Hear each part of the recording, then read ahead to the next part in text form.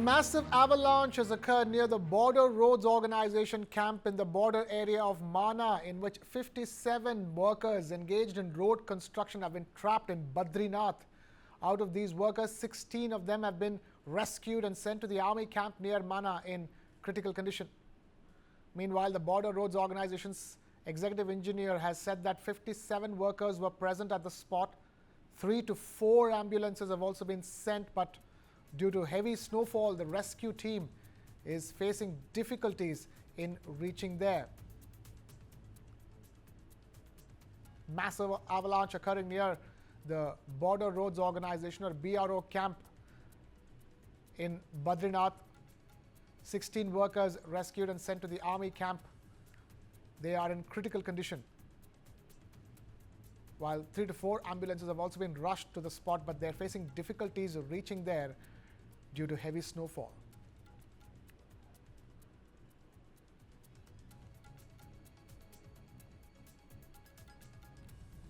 On your screens now is the post on social media platform X by Uttarakhand Chief Minister Pushkar Dhami,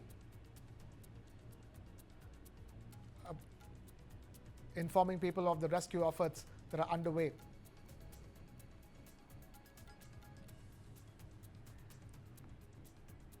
A glacier burst in Badrinath Dam. More than 50 workers have been trapped in this.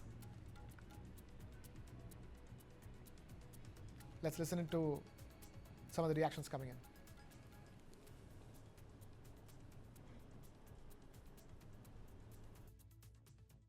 तैयारियां यहाँ पर कर ली गई हैं। Ambulance से लेकर ITBP की मदद ली जा रही है, अन्य संस्थाओं की मदद ली जा रही है। आपदा प्रबंधन विभाग हमारा पूरी तरह से सक्रिय, जिला प्रशासन भी, और हम लोग स्वयं सभी लोग लगातार संपर्क में हैं और हमारा प्रयास है कि सभी को सुरक्षित जल्दी से जल्दी बाहर निकाला जाए। माना और माना पास के बीच में एक अवलांच आया है और वहाँ पे करीब 8 बंकर में 57 बीआरओ के लेबर्स जो वहाँ नियमित रूप से रहते हैं स्नो क्लियरिंग के लिए आर्मी मूवमेंट को देखते हुए, तो वो लोग वहाँ थे और वो अभी ट्रैप्ड बताए जा रहे हैं। उस एरिया में कोई कैजुअलिटी की सूचना हमारे पास नहीं आई है।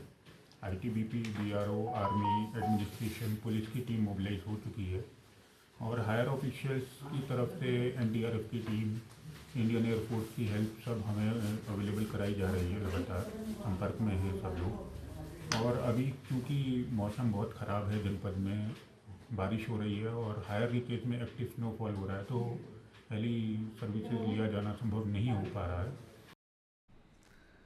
Heavy snowfall continues to wreak havoc in parts of the Kashmir Valley and Himachal Pradesh, severely impacting daily life and disrupting rail, road and air traffic. In Kashmir, the Jammu-Srinagar National Highway 44 has been rendered impassable due to snow accumulation between Ramsu and Kazigan. Landslides and mudslides between Nashri and the Navyuk tunnel have further worsened the situation. The Batote Doda road has also been closed following a landslide at Ragi Nalla.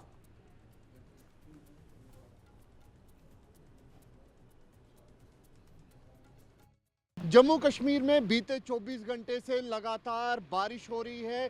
पहाड़ी इलाकों में लगातार बर्फबारी हो रही है, नदी नाले उफान पर है और ऐसे में Jammu Srinagar national highway, Jammu Poonch national highway, Kishtwar Sinthan top national highway, Bhaderwah Chamba national highway और मुगल रोड नेशनल हाईवे पूरी तरीके से बंद कर दिया गया है। इस समय मैं मौजूद हूँ जम्मू श्रीनगर नेशनल हाईवे पे, जहाँ पे आप देख सकते हैं कि जम्मू कश्मीर पुलिस के जवान यहाँ पर तैनात है। भारी डिप्लॉयमेंट जो फोर्सेस की है वो यहाँ पर की गई है। लगातार अनाउंसमेंट जो है वो भी यहाँ पर की जा रही है कि श्रीनगर जाने वाली जो गाड़ियाँ हैं वो आज नहीं जाएंगी। यहाँ पे आप देख सकते हैं कि किस तरीके से गाड़ियों को यहाँ पर वापस भेजा जा रहा है और साफ तौर पे जो अनाउंसमेंट्स है वो भी यहाँ पर की जा रही है।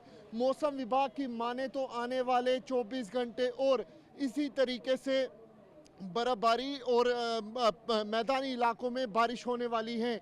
लगातार आप देख सकते हैं कि किस तरीके से जम्मू श्रीनगर नेशनल हाईवे पूरी तरीके से जाम है और ऐसे में कई गाड़ियां जो हैं वो यहाँ पर वापस भेजी जा रही है। जाम पूरी तरीके से सर जाम बंद है आज नेशनल हाईवे। नेशनल हाईवे बंद है, डोडा किश्तवाड़ रामबन के लिए बंद है, कश्मीर की भी बंद है। यात्रियों को क्या आप बोल रहे हैं? यात्रियों को अनाउंसमेंट भी हमने किया है, यही समझा रहे हैं कि आगे अननेसेसरी ट्रैवल ना करें। तो कई जगहों पे लैंडस्लाइड भी हुआ है। गाड़ियां वापस की हैं, तो लैंडस्लाइड भी हुआ है, बारिश बहुत ज़्यादा है, इसलिए हम यही इनको हिदायत दे रहे हैं कि अननेसेसरी ट्रैवल ना करें। साफ तौर पे यहाँ पे आप देख सकते हैं, यहाँ पर हिदायत जो है वो भी यहाँ पर दी जा रही है कि अननेसेसरी जो ट्रैवल है वो ना करे। तस्वीरों में आप देख सकते हैं कि किस तरीके से जम्मू श्रीनगर नेशनल हाईवे फ़िलहाल यातायात के लिए बंद कर दिया गया है। लगातार जो अनाउंसमेंट्स है वो भी यहाँ पर की जा रही है और तस्वीरों में देख सकते हैं कि किस तरीके से यहाँ पे यात्रियों से पूछा जा रहा है कि आप कहाँ की तरफ जा रहे हैं। कई गाड़ियों को यहाँ से वापस भेजा जा रहा है। पूरी तरीके से जो मॉनिटरिंग है वो भी यहाँ पर की जा रही है और ऐसे में मौसम विभाग की माने तो आने वाले 2 से 3 दिन इसी तरीके से पहाड़ी इलाकों में बर्फबारी और मैदानी इलाकों में बारिश जो है वो होती रहेगी। Bad weather has caused delays in all morning flights at the Srinagar International Airport. Train services in Kashmir are partially affected, with the Budgam-Banihal section operating on schedule, while the Baramulla section faces significant delays due to heavy snow accumulation. The Kashmir Valley has received fresh snowfall in the last 24 hours, further deteriorating travel conditions. In Himachal Pradesh, light to moderate snowfall continues in the higher reaches, while intermittent rains lash the middle and lower hills, worsening road conditions. National Highway 5 has been closed near Narkanda in Shimla due to slippery conditions caused by heavy snowfall. In total, 12 roads in Shimla district remain shut at present. Visuals on your screens of both the flash floods in Himachal caused by rains and snowfall, and then to the right of your screens is the glacier burst in Uttarakhand, which has more than 50 Border Roads Organization workers trapped. 16 of them have been rescued. And we have some breaking news coming in on an avalanche at the Border Roads Organization camp near Mana village in Badrinath. Chief Minister Dhami is holding meetings with officials at the Disaster Management Control Room as we speak. Bear in mind, a glacier burst in Badrinath Dam had trapped 57 workers of the Border Roads Organization. 16 of those workers have been rescued. Rescue efforts are continuing, but heavy snowfall is making things extremely difficult.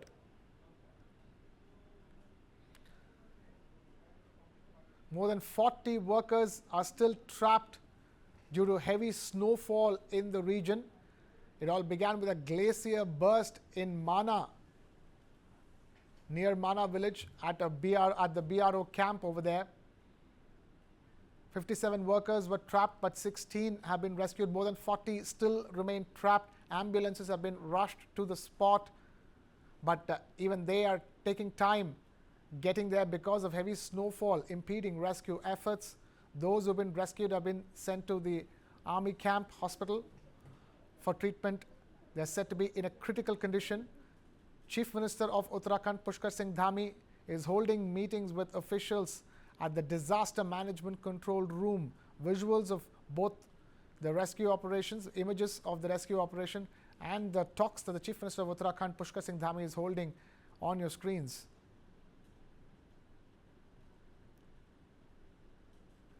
Meanwhile, Union Home Minister Amit Shah has also spoken to the DG of ITBP. Chief Minister of Uttarakhand Pushkar Singh Dhami has confirmed that rescue efforts are happening in the best possible way, even as heavy snowfall continues in the region.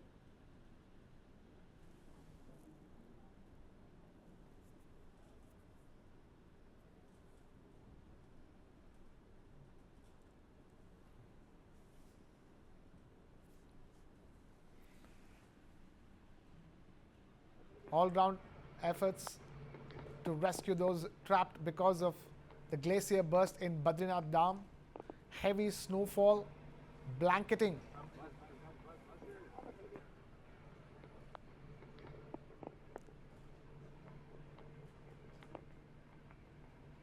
On the right side of your screens are visuals from Chamoli in Uttarakhand. These are visuals from the dash cam of a car that's showing you the levels of snowfall that is happening in the region.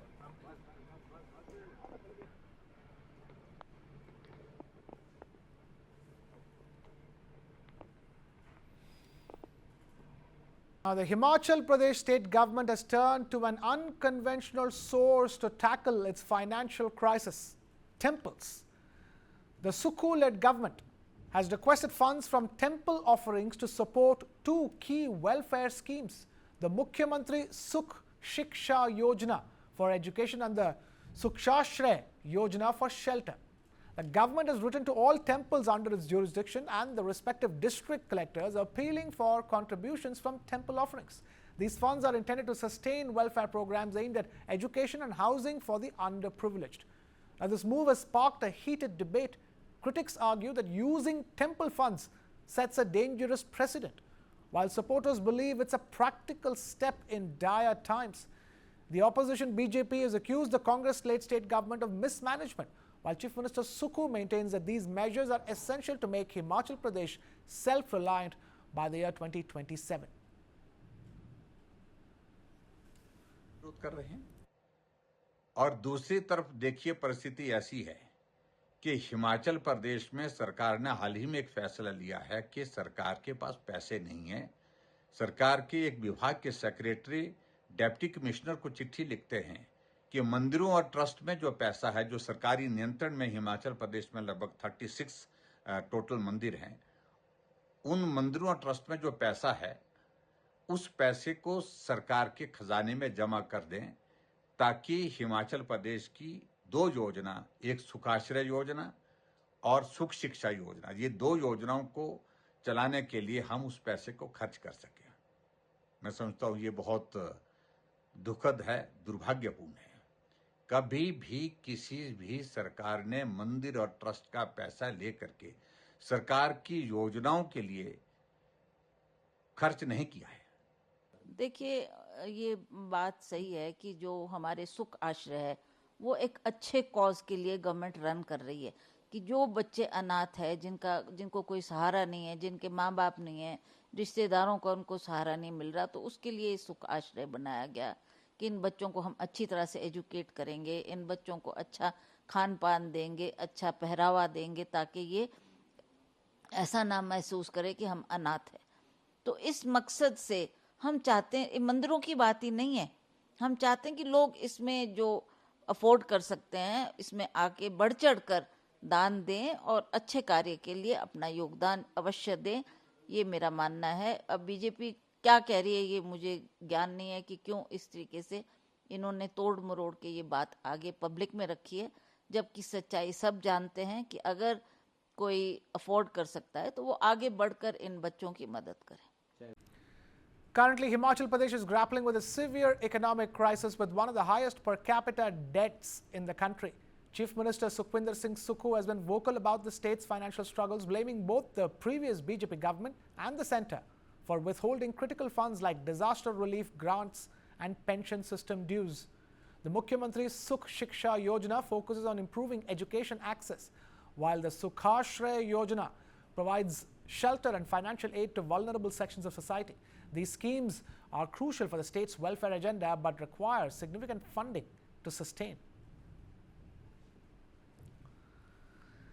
After being on the run for days, Dattatreya Ramdas Gade, accused of raping a 26-year-old woman inside a bus at Pune's Swargate bus station, was arrested in Shirur Tehsil.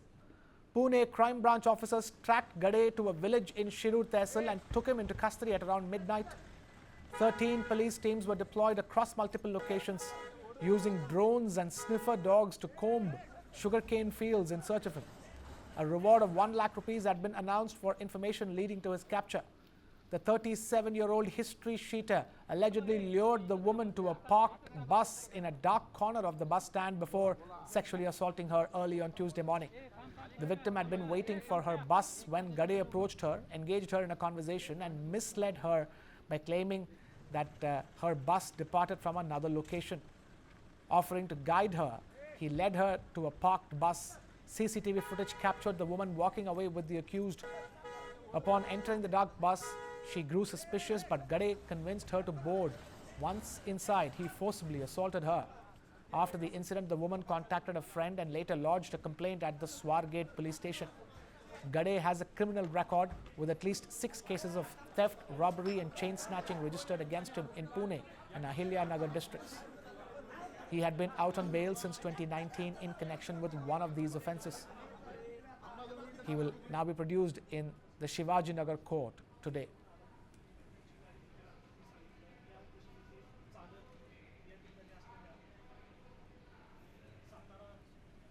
Air Chief Marshal AP Singh spoke on the future plans of the Indian Air Force. The Air Chief Marshal said that at the moment there's a lag when it comes to latest technology, but the government is ensuring that the latest jets are bought from the international market.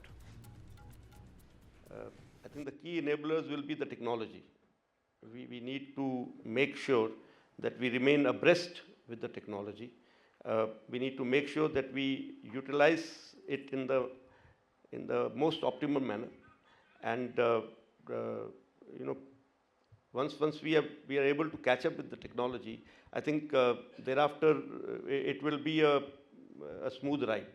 So at the moment we are lagging in technology, so we need to maybe get into a mission mode to make sure that we are able to get our act together and produce or develop systems at a faster pace so that we catch up with the world. So that will be the requirement to move forward in this direction. I've actually lost track of what you asked last part of it.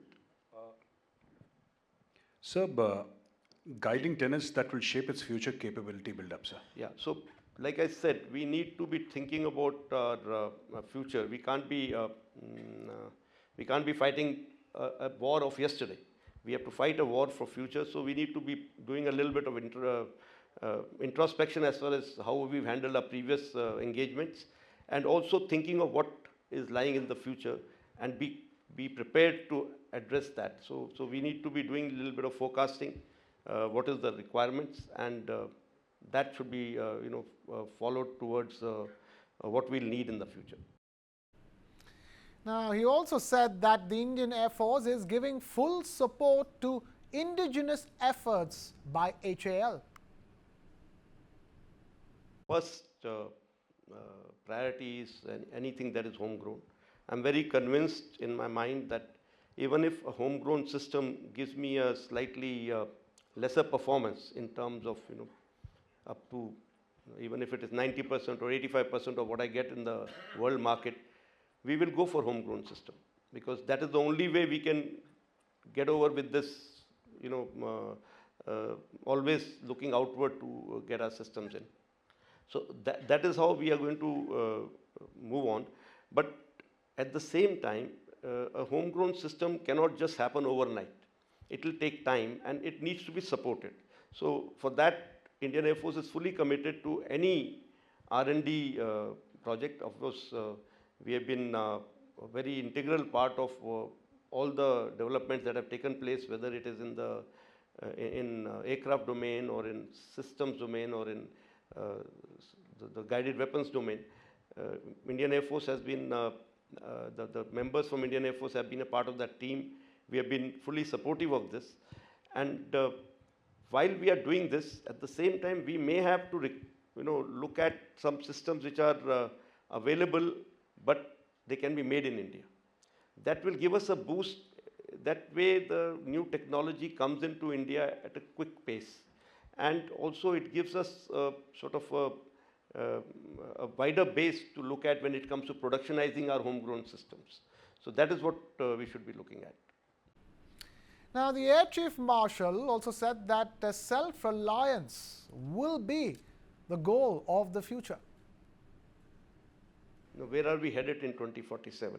I can take a vow today that I will not buy anything from outside, but or I will wait for anything that is developed in India. But that may not be possible in case it doesn't come up at that pace. Like I told you, at the moment we all are aware that we are very badly off in terms of numbers, and the numbers which have been promised are also coming a little slow. So there will be requirement to go, to go look for something which can quickly fill up these voids. But I personally feel if we all get our act together, we all take a vow that henceforth at least there will be no more slippages in our timelines. Henceforth at least there will be, whatever technology we can do on our own, we grab that technology. Whatever technology we require to maybe collaborate with the world, we do that. But somehow we need to accelerate this pace. We've done an exercise in-house study.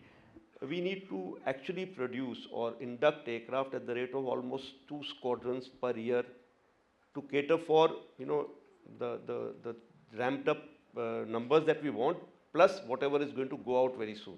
We have a lot of fleets which are, another 5 to 10 years, we'll have to phase them out. So those fleets have to be filled up also, plus we already have vacancies available. So it means we are looking at something like 35 to 40 aircraft a year being produced somewhere. So those capacities, I understand, cannot come up overnight, but we need to start pushing ourselves towards that. Now, like LCA Mark 1A production, HAL has promised that from next year onwards, we will have 24 aircraft being made per year. So I'm very happy with that. If we're talking about 24 aircraft of Mark 1A plus some Sukhois or some other aircraft. So we are looking at numbers like 30 per year possible by HAL alone. Along with that, if you have some private player coming in, we have a very good model of transport aircraft at least at the moment, C295. If some private industry comes in for a Make in India, let's say, we add another maybe 12 to 18 aircraft per year from their side. So we are reaching that number. So that is possible. It is not that it is not possible. But yes, we need to make sure that we don't take a very, we don't lose steam while we are pushing this.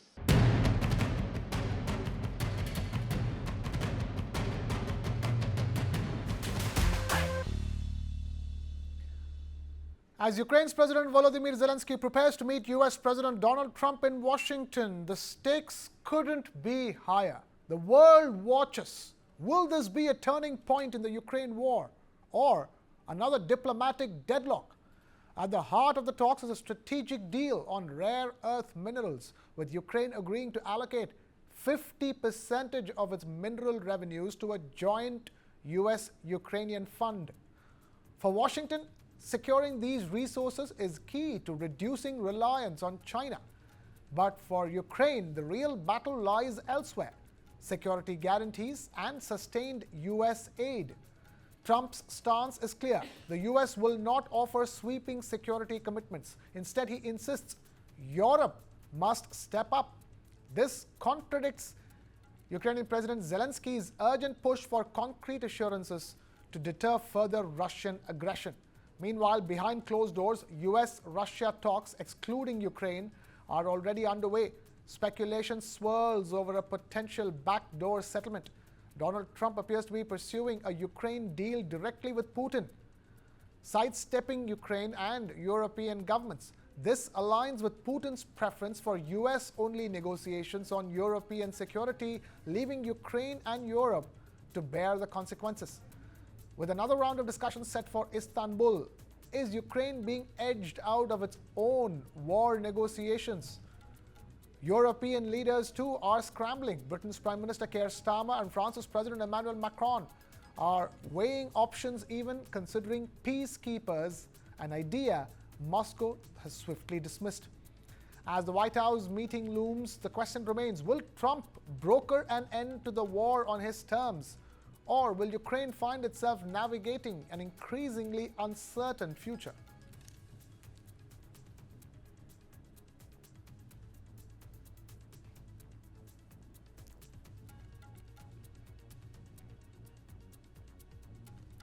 The big question is, will that meeting between Ukraine's President Zelensky and Trump result in an end to the war?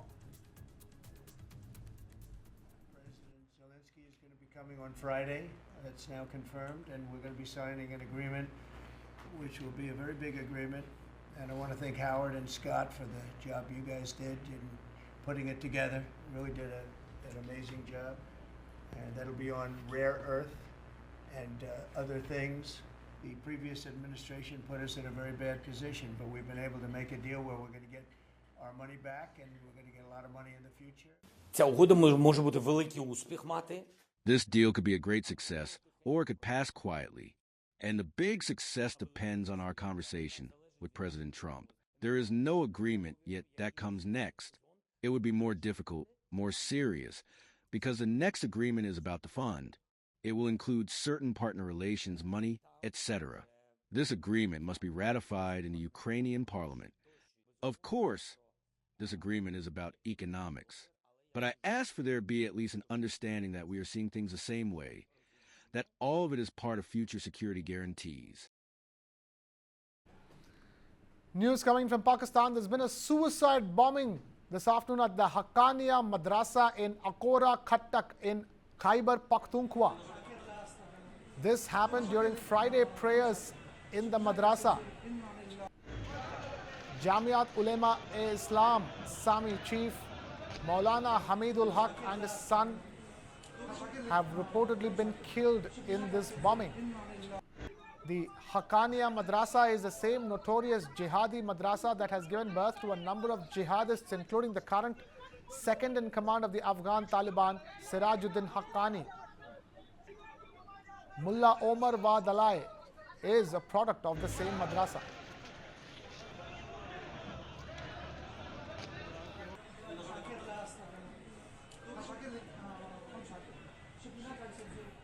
Now, Delhi's Chief Minister Rekha Gupta is likely to present the CAG report on public health infrastructure and management of health services in the Delhi Assembly. This comes just days after she tabled the CAG report on the Delhi excise policy earlier this week.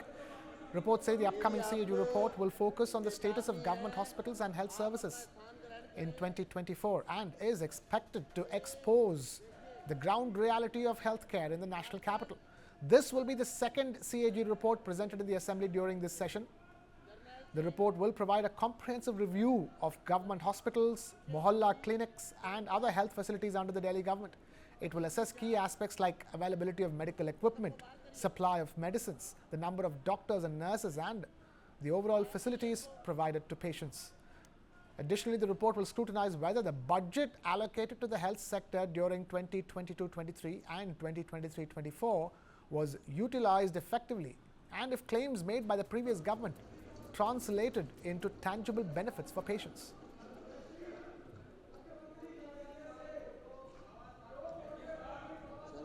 The CAG report on mohalla clinics, of which 41 have been shut for 15 to 23 days, and also of reports of lack of doctors and staff have been found. That CAG report being tabled by Rekha Gupta, the Chief Minister of Delhi, in the Delhi Assembly. This is the second CAG report to be tabled after the first one on Delhi's liquor excise policy.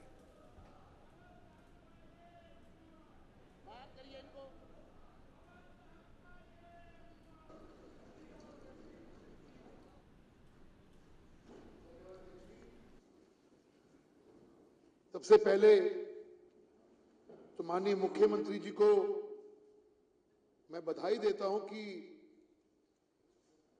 जो constitutionally obligation है, जो पिछली सरकारें, चाहे वो अरविंद केजरीवाल जी की सरकार हो, चाहे वो आतिशी जी की सरकार हो, उन्होंने तो पूरा नहीं किया, लेकिन मैं बधाई देता हूं माननीय मुख्यमंत्री जी को कि आज उन्होंने सदन के अंदर हेल्थ इंफ्रास्ट्रक्चर के ऊपर सीएजी की रिपोर्ट सदन के ऊपर प्रस्तुत करी है। अध्यक्ष जी, हमारा हमेशा मानना रहा है भारत सरकार का कि health is a vital indicator of all human development, और भारत सरकार निरंतर राइट टू हेल्थ केयर हो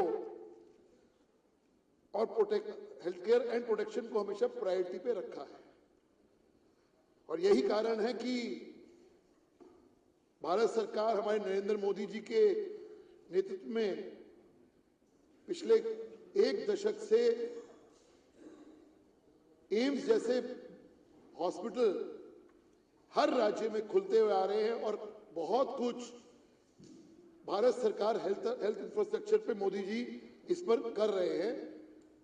मैं उसके लिए नरेंद्र मोदी जी की, हमारे प्रधानमंत्री जी का साधुवाद करता हूं कि इतने इंपॉर्टेंट जो राइट टू हेल्थ है उसको लेके निरंतर वो काम करते आ रहे हैं। लेकिन निश्चित तौर के ऊपर दिल्ली की सरकार, जो पिछली सरकार थी, दावे तो बड़े बड़े करती थी कि हमने शिक्षा क्रांति लाए, हम हेल्थ क्रांति लाए, कि हमने हेल्थ के अंदर एक रिवॉल्यूशन ला दिया। ये रिपोर्ट अध्यक्ष जी उनके इस दावे की जो पोल है उसको खोलती है और जो उनके दावे हैं उसको तार तार करती है। अध्यक्ष जी, अभी मैंने एग्जीक्यूटिव समरी पढ़ी। इस 240 पेज की रिपोर्ट को अगर हम ध्यान से पढ़ेंगे निश्चित तौर के ऊपर, लेकिन सरसरी तौर पे जो पढ़ा गया इसमें साफ दर्शाता है कि जिस प्रकार का इरेगुलरिटीज, फाइनेंशियल इरेगुलरिटीज हुई हैं, वो निश्चित तौर के ऊपर एक बहुत बड़े भ्रष्टाचार की तरफ इंगित होता है। रिपोर्ट के अंदर जो बताया गया कि 11 साल के शासन के अंदर दावे जो मर्जी करते रहे, लेकिन सिर्फ 3 हॉस्पिटल या तो बने हैं या उसको एक्सटेंशन दिया गया। ये है इस कैग रिपोर्ट की पहली सच्चाई। और हॉस्पिटल का जो इनमें बताया गया, इंदिरा गांधी हॉस्पिटल जो शुरू तो कहीं और हुआ था, लेकिन खत्म दूसरी सरकार ने किया, लेकिन जो डिले हुआ वो 5 साल का डिले हुआ अध्यक्ष जी, और जिसकी वजह से जो फाइनल कॉस्ट ऑफ टेंडर है वो 314 करोड़ रुपए की उस पर वृद्धि हुई। अब वो क्यों वृद्धि हुई, किसके कारण वृद्धि हुई, ये तो सब जानते हैं कि जानबूझ के अगर प्रोजेक्ट को डिले किया जा रहा है।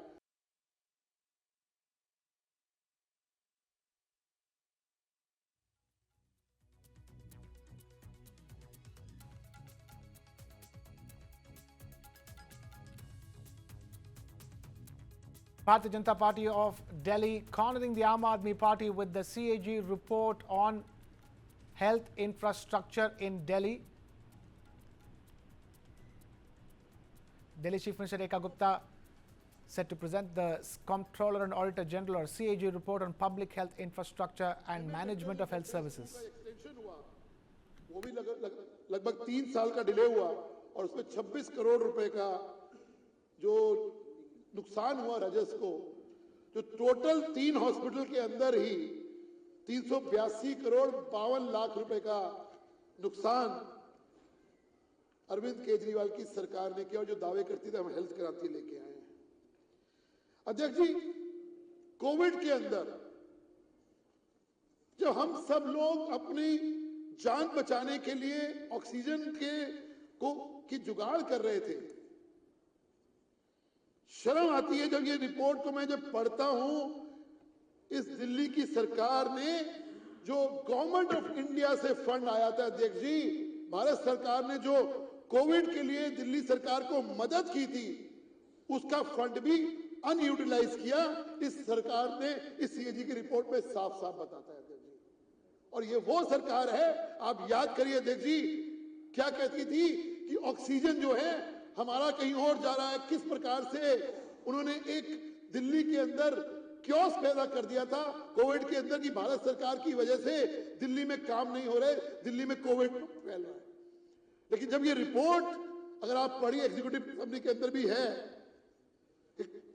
लिमसिम अमाउंट जो गवर्नमेंट ऑफ इंडिया ने 24 करोड़ 67 लाख रुपया रिलीज किया अध्यक्ष जी, पूरा का पूरा अमाउंट अनस्पेंड रहा। ये है इस सरकार की कारस्तानी अध्यक्ष जी, और ये बातें बड़ी बड़ी करती है। डायग्नोस्टिक इंक्लूडिंग सैंपल ट्रांसपोर्ट जो हमने, जो गवर्नमेंट ऑफ इंडिया ने दिया, 371 करोड़ रुपया जो टेस्टिंग के लिए दिया गया अध्यक्ष जी, अनस्पेंड अमाउंट है 68 करोड़ 91 लाख। भारत सरकार के द्वारा भी जो अमाउंट दिया गया उसको भी स्पेंड नहीं किया। ये है इस दिल्ली सरकार की कारस्तानी। और यही खत्म नहीं होता अध्यक्ष जी, ह्यूमन रिसोर्स एक्सपेंस के नाम पर जो गवर्नमेंट ऑफ इंडिया ने उस हेड के तहत जो फंड दिल्ली सरकार को दिया, उसमें भी 52 करोड़ रुपए में से सिर्फ 30 करोड़ रुपया अनस्पेंड रहा। ये हालत है सरकार की। और जो drug and supply, sample supply, PPE kit जो पूरे देश को भारत सरकार ने सप्लाई करने का एक बीड़ा उठाया था, 119 करोड़ का जो फंड दिया उसमें से 83 करोड़ रुपया स्पेंड नहीं कर पाई भारत की सरकार द्वारा दिया हुआ दिल्ली की सरकार। ये हालत है दिल्ली की सरकार की हेल्थ क्रांति की कोविड के टाइम पे अध्यक्ष। और निश्चित तौर के ऊपर जब ये दावे करती है कि हमने हेल्थ क्रांति लाई, तो हेल्थ क्रांति के अंदर बजट तो अनस्पेंड नहीं होना चाहिए अध्यक्ष जी। निश्चित तौर पे जब आपने एक एलोकेशन किया है कि हम एक एक्स अमाउंट को खर्च करेंगे, दिल्ली का फायदा होगा, स्पेंड होगा, हॉस्पिटल बनेंगे, इंफ्रास्ट्रक्चर होगा। ये रिपोर्ट बता रही है अध्यक्ष जी कि लगातार 5 साल 2017 से लेके 2022 तक की जबकि रिपोर्ट है, लगातार फंड को लैप्स हुआ है अध्यक्ष जी। 2016-17 में 288 करोड़, 17 में 282 करोड़, 18-19 में 553 करोड़, 2020 में 466 करोड़ और 2020-21 में 191 करोड़ अध्यक्ष जी। ये हालत है इस दिल्ली की हेल्थ क्रांति की, सो कॉल्ड हेल्थ क्रांति। और ये वो चीज है जो हमारी अपनी जिंदगी से जुड़ी होती है अध्यक्ष जी। इसके अलावा आपको याद होगा कि दिल्ली की सरकार ने जब अपना मैनिफेस्टो लेके आए थे तो कहा था कि हम दिल्ली के अंदर 32,000 नए हॉस्पिटल बेड बनाएंगे, 32,000। लेकिन 10 साल में अध्यक्ष जी आपको जान के हैरानी होगी, जब हम ये रिपोर्ट पढ़ते हैं तो 1235 सिर्फ बेड बढ़े हैं पिछले 10 साल के अंदर। यानी कि जो उनका रेशो है, प्रॉमिस का रेशो है, सिर्फ 3.5% उन्होंने काम किया है। बाकी का पैसा कहां गया, क्या हुआ, भ्रष्टाचार के अंदर ये गया, ये रिपोर्ट पूरी तरह इंगित करती है अध्यक्ष जी।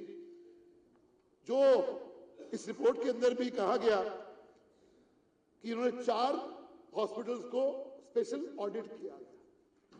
जान के आपको हैरानी होगी अध्यक्ष जी और सदन को भी हैरानी होगी, लोकनायक जयप्रकाश नारायण हॉस्पिटल जो दिल्ली का सबसे प्रतिष्ठित दिल्ली सरकार का हॉस्पिटल है, जब सबसे ज्यादा लोग इलाज कराने जाते हैं, वहां पे एक ओटी सर्जरी, ऑपरेशन थिएटर की सर्जरी का डिपार्टमेंट ही फंक्शन नहीं है। ये है दिल्ली की सरकार। और जो वेटिंग टाइम है, अध्यक्ष जी किसी को जरूरत हो आज ऑपरेशन कराने की, आज ऑपरेशन नहीं हो पाएगा अध्यक्ष जी। 4 से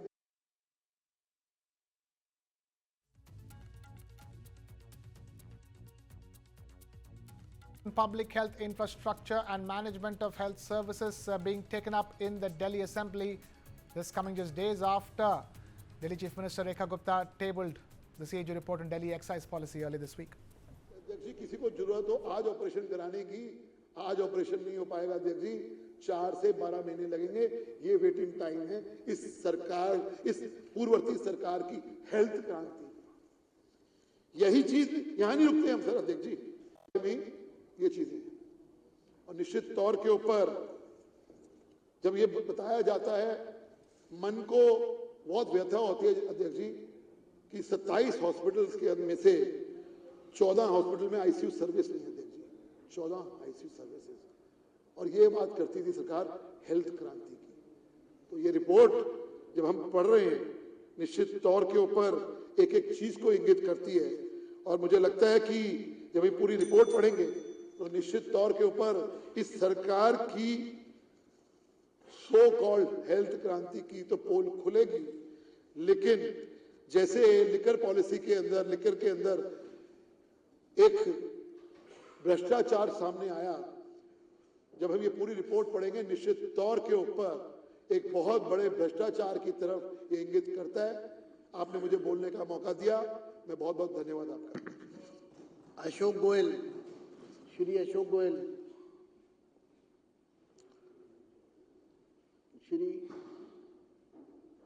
श्री अजय महावर,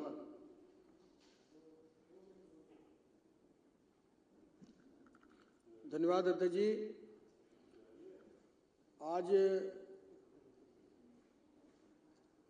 आज सीएजी रिपोर्ट की जो स्वास्थ्य के ऊपर ये रिपोर्ट सदन में रखी गई है,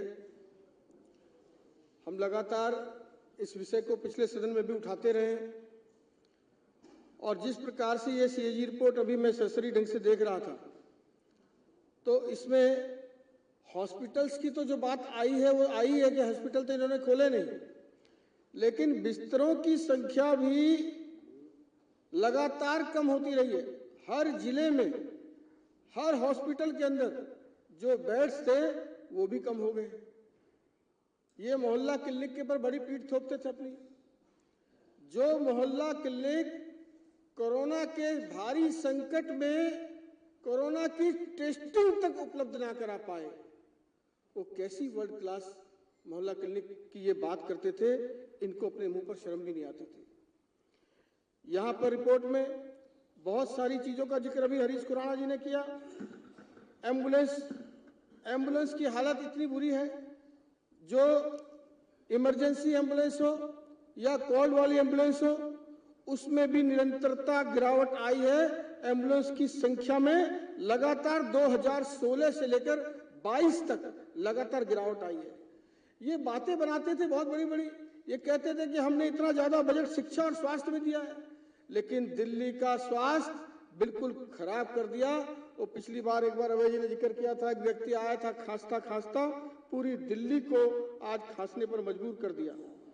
आप इसमें सीएजी रिपोर्ट में जितनी भी चीजें, जितनी भी डिटेल्स हैं, उन सब में चाहे दवाइयों का मामला हो, आज इतना ही नहीं, जो पशुओं की दवाई का मामला है उसमें भी इसमें डिटेल से जानकारी है। यहाँ तक कि कुत्तों के काटने से जो रेबीज का इंजेक्शन लगता है वो भी उपलब्धता पूरे हॉस्पिटल्स में उपलब्ध नहीं है, उसकी भी ये सरकार संज्ञान नहीं ले पाई। जो शव गृह वैन उपलब्धता होती है उसकी भी उपलब्धता नहीं हो पाई।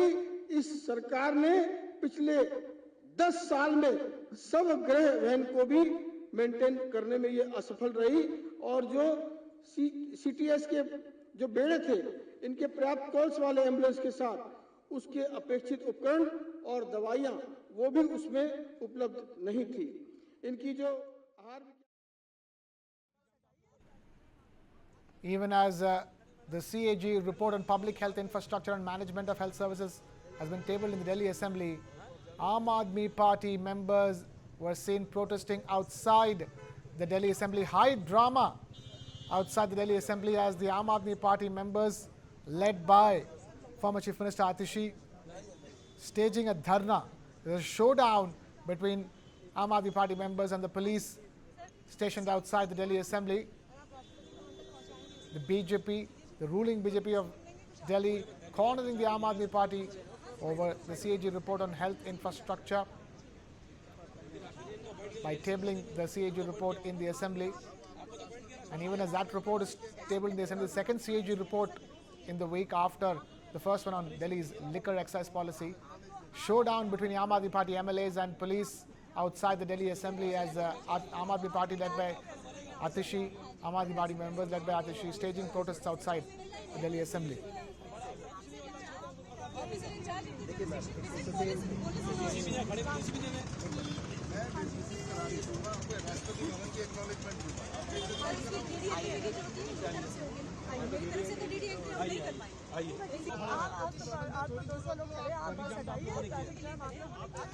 हमारे लिए नहीं खड़े मैडम, हमारे लिए खड़े तो राष्ट्रपति भवन के बाहर खड़े होते हैं।